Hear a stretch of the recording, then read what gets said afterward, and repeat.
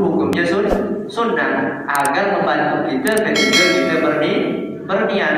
Maka niatnya wudu apa? Ketika nyampaikan air di anggota plek atau meletakkan air di muka ini, maka wajib berniat. Karena definisi niat kata ulama fikih adalah qasdu syai'i muqtarinan bil fi'li. Menyengaja sesuatu. Mengaji itu ya ucapannya tadi mengaji sesuatu muqtarinan bil fi'li, berbarengan dengan perbuatan. Karena perbuatan wudu rukunnya yang pertama adalah membasuh muka. Karena basuh kedua tangan itu hukumnya sunnah. Ya, membasuh muka. Maka ketika antum basuh muka, maka wajib untuk berniat. Maka solat niatnya kapan? Tadi ketika takbiratul ihram. Yang kedua, ada yang namanya rukun qauli. Qaul ini artinya perkataan. Jadi ulama mengasih kriteria. Ya. Rukun qauli ini harus diucapkan. Minimal kata ulama bihaitsu yusmi' nafsahu. Sekiranya dia bisa memperdengarkan dirinya sendiri.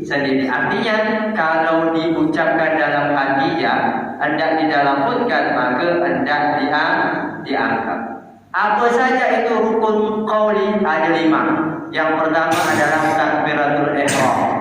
Yang kedua adalah al-Fatihah.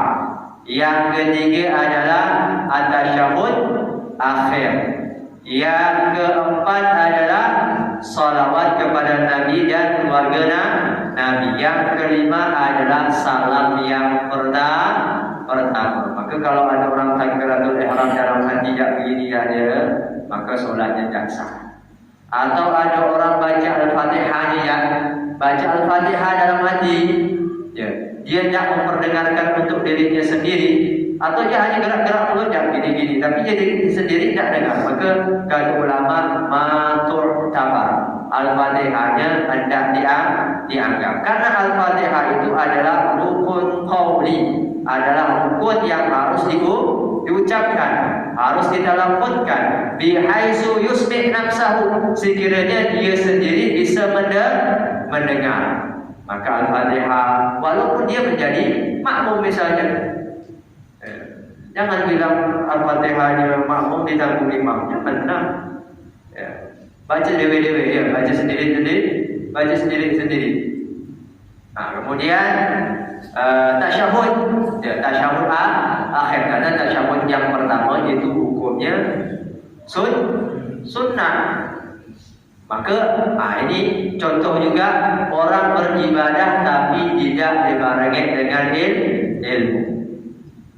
Tasyahud awal itu hukumnya sunnah. Berdiri itu hukumnya wajib. Jadi kalau seandainya ada orang misalnya sholat yang ada tasyahud awalnya, sholat zuhur misalnya, sholat 4 rakaat atau yang sholat 3 rakaat, dia lupa tasyahud awal, kemudian dia berdiri baru ingat. Ya. Kalau seandainya dia berdiri ingat, balik lagi dia tasyahud awal, maka sholatnya bagaimana hukumnya? Batal.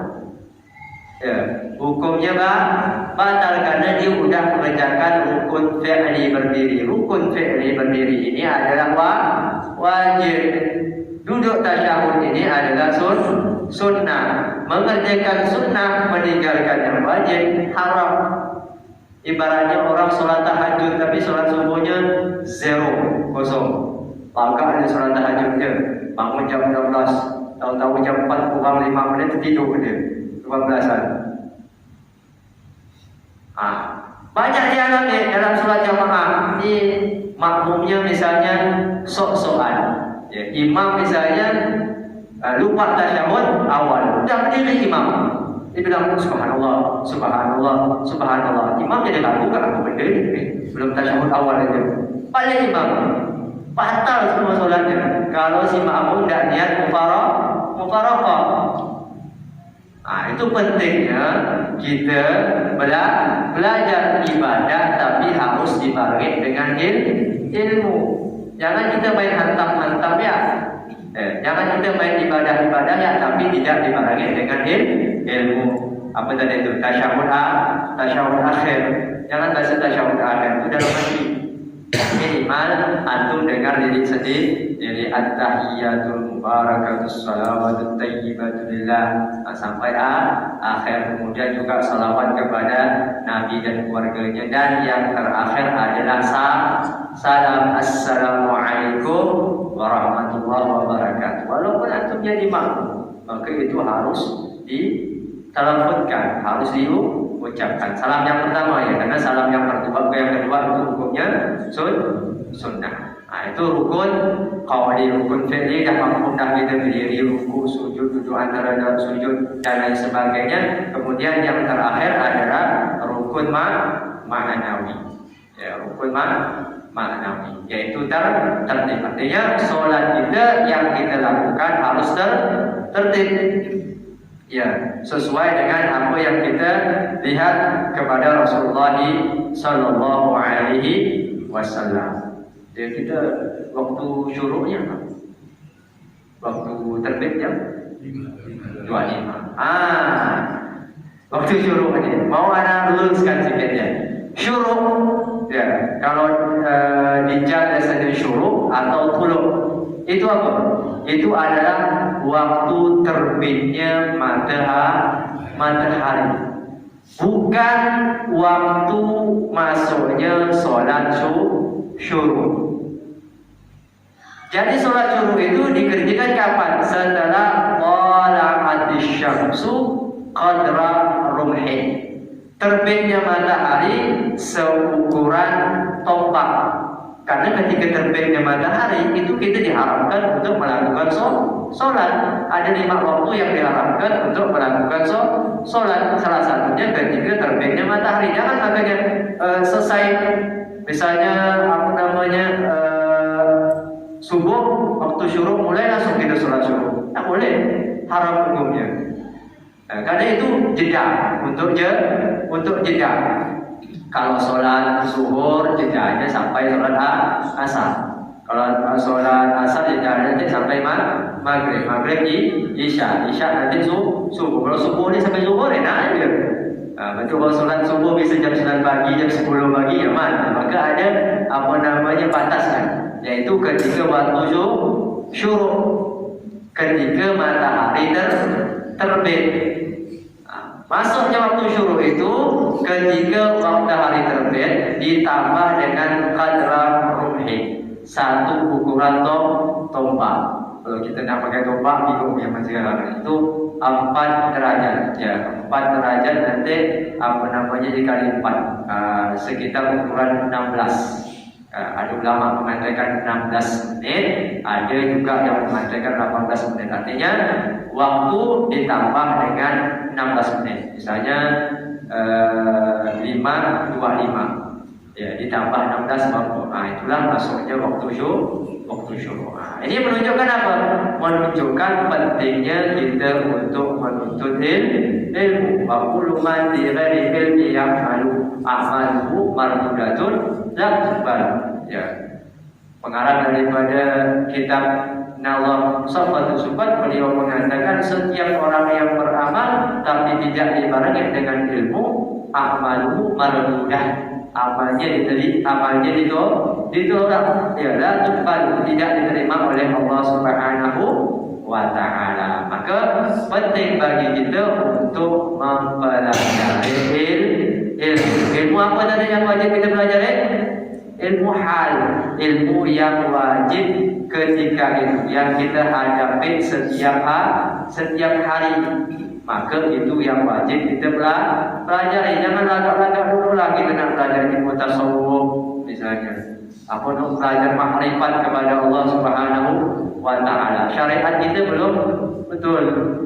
Ibarat orang mau ngambil jauhar, mau ngambil lu'lu', mau ngambil mata mutiara yang ada di lautan tanpa ada perantara.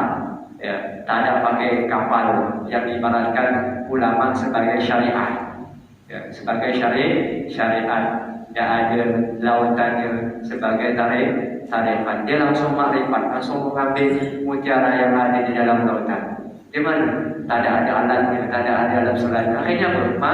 Mati, sesat. Itulah banyak timbul ajaran sesat. Akhirnya apa? Solat dalam hati dia, puasa cukup dalam hati dia. Suruh dia makan dalam hati dia, itu disedar. Ini menunjukkan apa? Menunjukkan tentang keutamaan ilmu.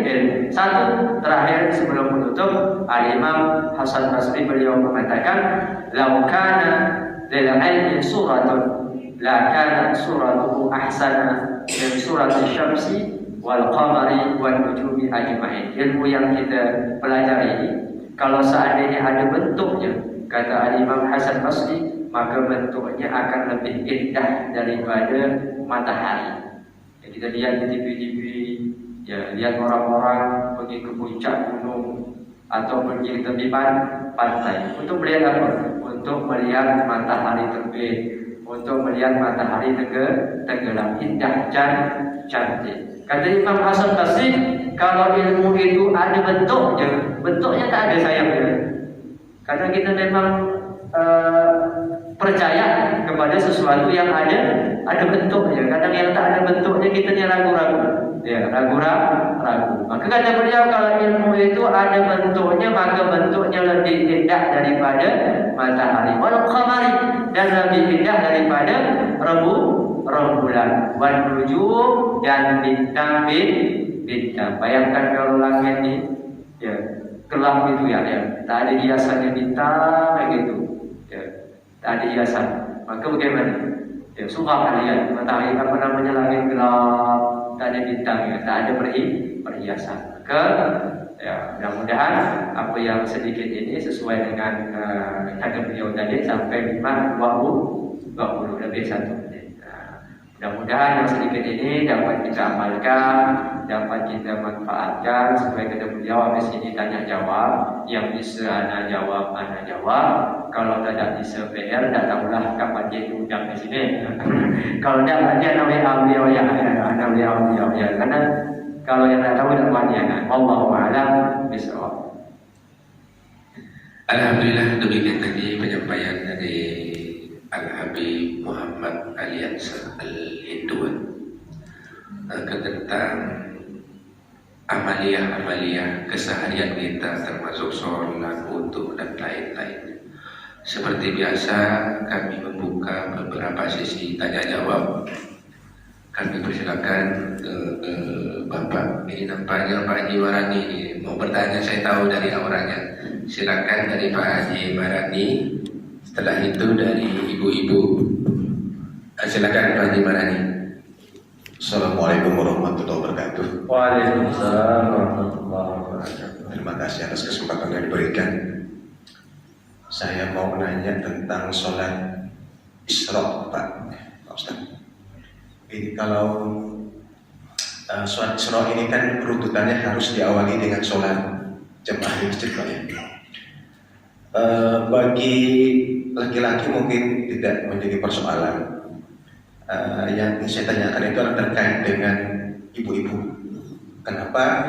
Karena ibu-ibu ini kan lebih utamanya sholat di rumah. Apakah untuk ibu-ibu itu berlaku hal yang sama untuk pahalanya ya? Atau katakan begini, apakah dia boleh melakukan sholat sunat Isra di rumah, tentu setelah diawali dengan rangkaian sholat berjamaah katakanlah dengan anak-anak atau putra-putri gitu, Pak, ya. Jadi saya kira itu saja. Terima kasih. Assalamualaikum warahmatullahi wabarakatuh. Waalaikumsalam warahmatullahi wabarakatuh. Oke, mungkin langsung menjawab aja dulu Pak Ustaz sambil menunggu pertanyaan dari ibu-ibu. Silakan. Terima kasih kepada penanya. Yang pertama, kita harus tahu dulu, sholat isyraq itu sama atau tidak dengan sholat duha. Kalau ulama tasawuf mengatakan sholat isyraq berbeda dengan sholat duha. Kenapa? Karena ulama tasawuf ini amalnya mau banyak. Tapi kalau ulama fiqih sama. Sholat isyraq itu ya sholat duha. Jadi kenapa sebagian ulama itu mensyaratkan sholat isyraq itu harus dengan rentetan. Itu sebenarnya bukan sah atau tidaknya sholat isyraq, tapi ingin mendapatkan satu pahala. Rasulullah SAW di dalam hadis Tirmidzi beliau menyebutkan man shalla subha fi jama'atin wa yadhkurullah, kemudian hatta tatlu asy-syams, kemudian wa yusalli rak'atan atau kama qala Rasulullah SAW, maka lahu ajru hajj wa umratun tamatin. Kata Rasulullah SAW atau semakna yang saya sebutkan tadi, barang siapa yang sholat subuh secara berjamaah kemudian berzikir sampai terbitnya matahari, kemudian melakukan sholat 2 rakaat, yang masuk dalam sholat isyraq, maka dia mendapatkan pahala haji dan pahala umroh secara sempurna. Maka yang dikejar yang mana? Pahalanya. Orang mendapatkan pahala haji dan umroh secara sempurna ini harus ada rentetannya. Yang pertama sholat subuh berjamaah. Yang kedua berzikir. Yang ketiga sholat. Ya. Artinya sholat isyraq boleh saja dilakukan di rumah. Tapi kalau mau dapatkan pahala yang tadi, maka harus ada rentetan. Ini sesuai dengan apa yang anda dengar daripada Abu Allahu a'lam. Gimana Pak? Boleh ya? Ibu-ibu berarti boleh. Ya, diterbit matahari ditambah waktu 16 menit tadi atau 18 menit baru sholat sunnah isyraq. Jadi ini maksudnya gitu. Apakah ibu-ibu itu juga akan mendapatkan pahala haji dan umroh? Tidak ya. Kalau di rumah kan ya. Tidak. Jadi tetap kecuali nanti dia sholat berjamaah di masjid. Oke, itu tadi jawaban ya. Maka saya selalu bilang warga komplek ini kalau dapatlah 1 minggu sekali melaksanakan majelis taklim seperti ini, lanjut sholat subuh, itu kan pahalanya seperti hal yang disampaikan tadi ini. Warga komplek Duta Bandara ini kaya-kaya gitu kan. Ya kayaknya nanti setelah kita meninggal atau masuk surga gitu kan. Tidak sekarang, nanti kan hanya pahala yang kita dapatkan. Untuk sesi keduanya kami sampaikan kepada ibu-ibu. Namanya Ibu Jenal, Pak Sobari, tolong. Silakan. Mungkin ibu-ibu ada 2 ini, tidak masalah. Ya, silakan ibu. Assalamualaikum warahmatullahi wabarakatuh. Waalaikumsalam. Terima kasih waktunya. Saya ingin bertanya masalah iktikaf. Kalau disebut iktikaf itu kan kita berdiam diri di masjid, Pak Ustaz ya. Apakah tanpa melakukan apa-apa, hanya kita berdiam, bisa disebut iktikaf? Istilahnya kita tidak melakukan sholawat kepada Nabi, kita tidak berzikir, kita tidak membaca Al-Quran. Apakah itu bisa dinamakan iktikaf? Dan berapa lama waktunya yang bisa dinamakan iktikaf itu? Maksudnya berapa lama waktu kita berdiam diri di masjid baru bisa dinamakan iktikaf? Terima kasih Pak Ustaz. Assalamualaikum warahmatullahi wabarakatuh. Waalaikumsalam warahmatullahi wabarakatuh. Itu tadi pertanyaan dari Ibu Hajah Jainal. Jadi waktu iktikaf apakah cukup dengan berdiam diri tidak membaca apa-apa dan berapa lama waktunya? Mohon tafadhol Pak Ustaz. Al-i'tikaf secara bahasa itu adalah al-lubus, ya, berdiam diri di masjid. Ya. Ulama cuma memberi syarat. Yang pertama adalah orang dianggap sebagai i'tikaf ketika dia berdiam di masjid. Ya. Yang penting ada niatnya. Makanya fungsinya niat itu lintamyiz bainal adat wal ibadah, untuk membedakan mana kebiasaan, mana ibadah. Mandi Nabi bilang tadi, ya. Kalau tak ada niatnya, maka dia dianggap mandi biasa. Tapi kalau ada niat, maka dia dianggap ibadah. Begitu juga masuk masjid. Masuk masjid harus ada niatnya etikaf baru dia dikatakan sebagai itikaf. Jangan masuk masjid ya. Kalau masuk masjid ya kita tak ada niat etikaf walaupun kita 24 jam di masjid misalnya, dan dapat pahala itikaf. Tak masalah. Ya, ulama dah mensyaratkan kita untuk berzikir, bersolawat, beribadah kepada Allah Subhanahu wa taala. Tapi hemat. Apa nak dibuat ni? Apa lagi nak fikirkan urusan dunia misalnya. Ya. Nak fikirkan urusan kerja misalnya masuk masjid, cari ilham Allah. Sayang. Maka kalau masuk masjid ya usahakan untuk ibadah, baca Al-Quran, solat, zikir, istighfar dan lain sebagainya. Kemudian yang kedua, syarat berapa lama? Ya, lahzah.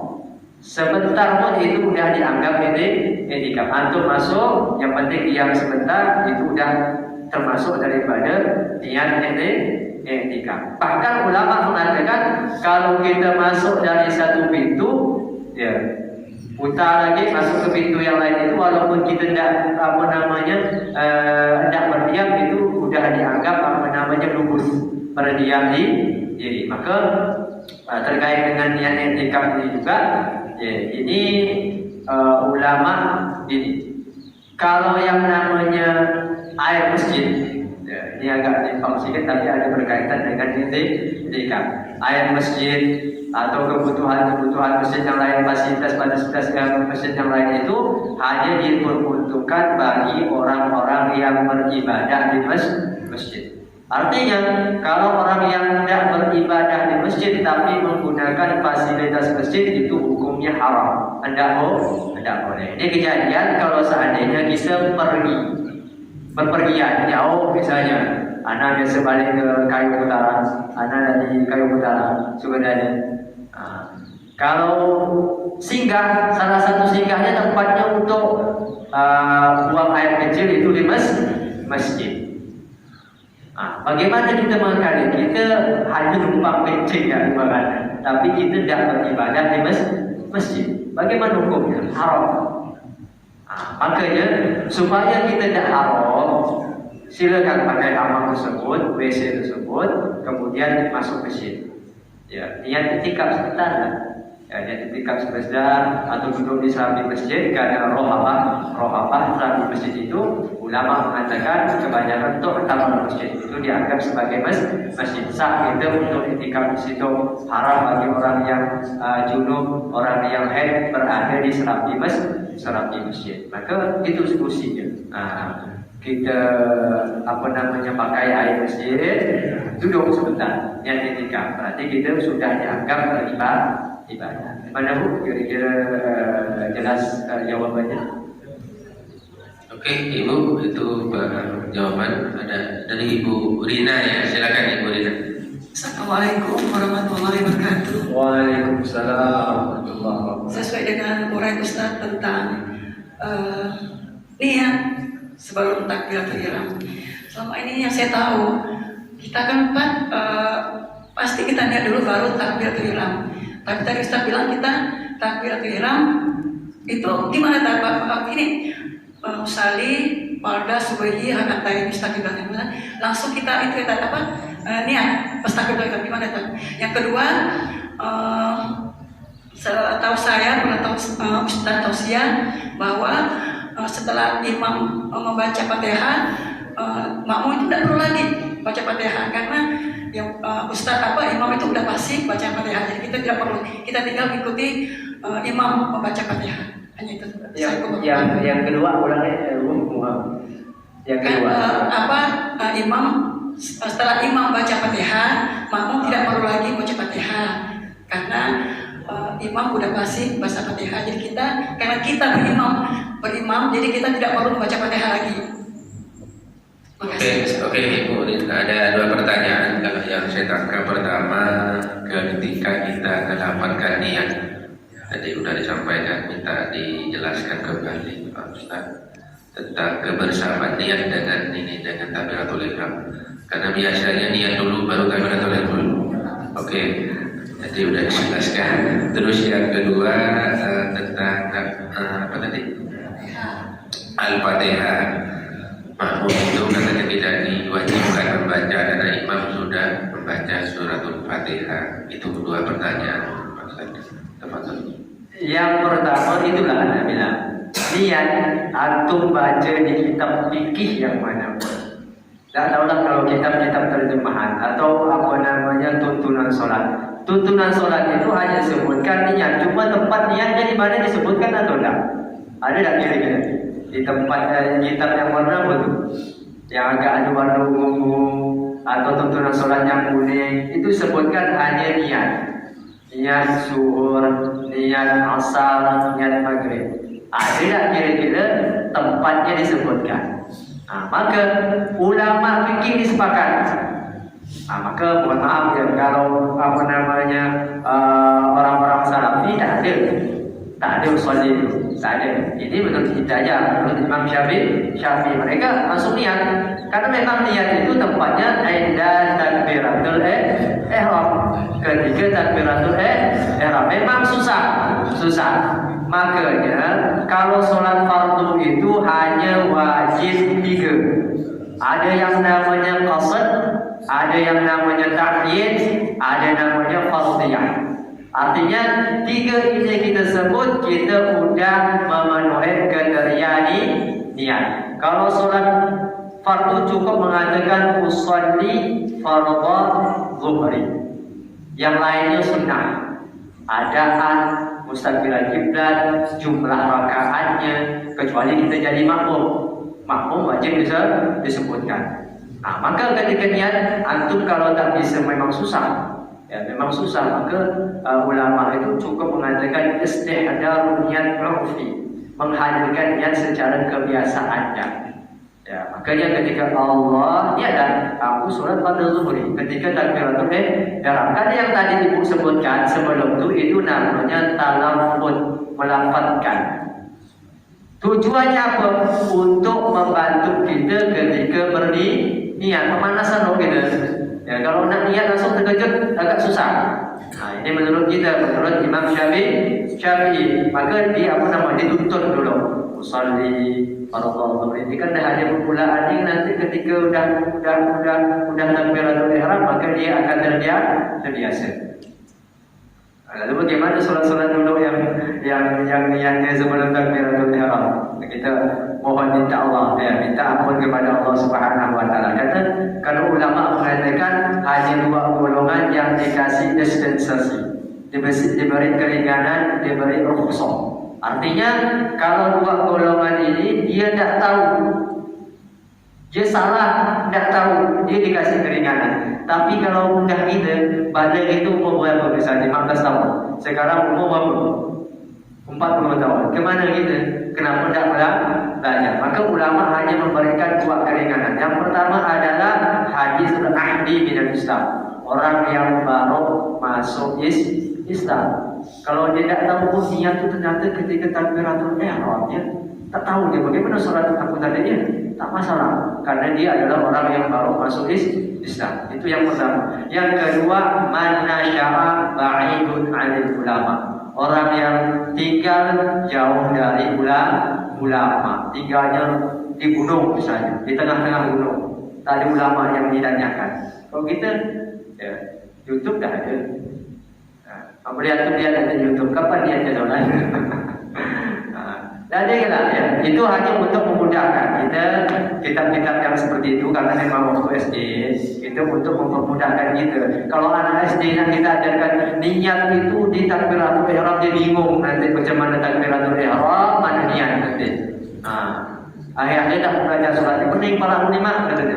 Pening kepala aku lima, bagaimana niat, bagaimana takbiratul ihram secara bersamaan. Itu yang pertama. Yang kedua, Rasulullah SAW bersabda, la sholata liman la fatihata. Tidak dianggap sholat bagi orang yang tidak membaca Al-Fatihah. Ini mutlak. Di dalam ilmu usul ini mutlak. Baik kepada orang yang sholat sendiri atau orang yang sholat secara berjamaah. Baik dia menjadi imam ataupun menjadi makmum. Kalau tidak baca Al-Fatihah sesuai dengan syarat dan ketentuan, maka solatnya tidak sah. Ya, tidak ada ceritanya Al-Fatihah itu ditanggung sama imam. Kalau itu dosa ditanggung sama imam, rugi lah imam. Dia selamat. Siapa pak imam ini? Tak ada Al-Fatihah ditanggung sama imam tu, tak ada. Yang ada tu ketika imam baca Al-Fatihah, kita disunahkan untuk mendengar. Ketika waladhdallin amin, maka dia bagi imam yang belajar, ya, setelah waladhdallin amin itu jangan baca surah lo, mereka tidak. Jangan langsung baca surah, mereka tidak. Sekiranya makmumnya baca leluasa baca Al-Fatihah, baru dia baca surah. Jejaknya dalam hati ada kira Al-Fatihah, dia pula baca dengan imam sekalian. Batal tak solatnya kerana dia menambah rukun. Menambah rukun. Gimana bu?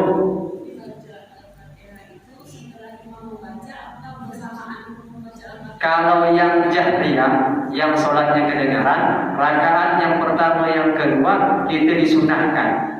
Ya. Artinya kalau antum mau berbarengan dengan imam pun tidak masalah. Tapi yang lebih afdalnya kita membacakan dan mendengarkan bacaan Al-Fatihah imam dulu. Habis itu ketika imam baca surah, kita baca Al-Fatihah. Kalau solatnya seria, ya duduk lah, atau yang siapa duduk, yang siapa duduk.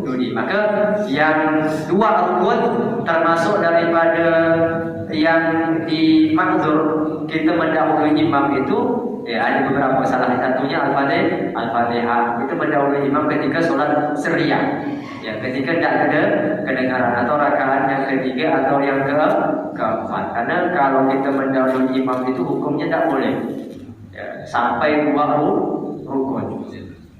Kalau rukun qauli itu takbiratul ihram, kita belum mendahului imam. Kalau antum takbiratul ihramnya mendahului imam, antum jadi imamnya, bukan jadi makmumnya. Atau salam tak boleh kita mendahului imam, kecuali antum niat mufaraqah, niat memisahkan diri. Habis solat rakaat terakhir tahan lagi, tak mau kebelet. Kalau nunggu imam ni habis tembus ya ke-14 ya, maka dia niat mufaraqah, kamu salam. Yang penting dia niat mufaraqah. Jangan dia salam tak ada niat mufaraqah, tak sah solatnya.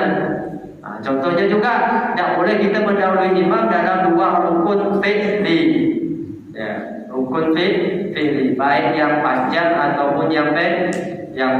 Imam masih berdiri, rukuk masih dimaafkan. Jika antum tidak, kalau antum tidak niat mufaraqah, masih ikut imam, solatnya batal. Atau kita takhalluf, ketinggalan dari imam sampai dua rukun, kalau tak ada uzur. Beda kalau ada uzur, nanti ulama memberikan dibolehkan sampai 3 rukun panjang. Wallahu a'lam.